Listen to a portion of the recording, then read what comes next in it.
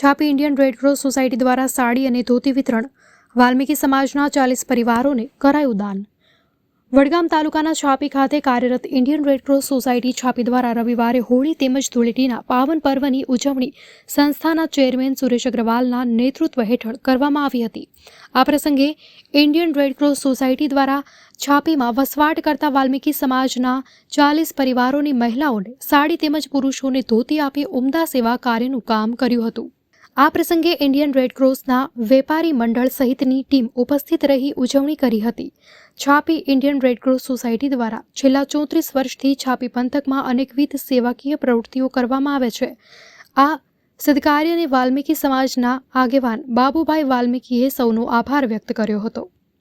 અહેવાલ અનિલ કોળાતર, વડગામ। આજે હોળી અને ધૂળેટીના પાવન પ્રસંગે ઇન્ડિયન રેડક્રોસ સોસાયટી તાલુકા બ્રાન્ચ છાપી તરફથી છાપીમાં વસતા વાલ્મીકી સમાજને ઘર દીઠ તમામને એક સાડી અને એક ધોતીની ભેટ આપવામાં આવી।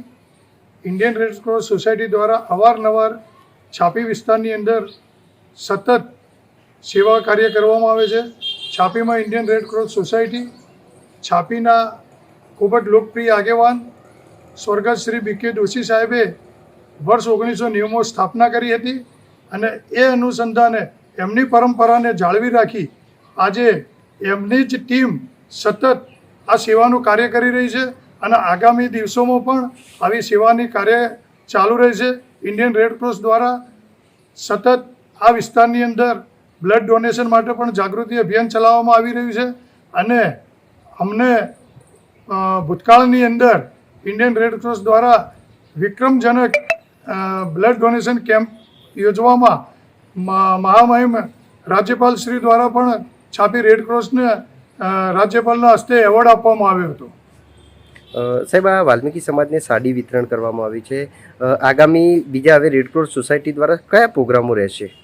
આગામી ટૂંક સમયની અંદર અમે એક બ્લડ ડોનેશન કેમ્પ કરવા જઈ રહ્યા છીએ।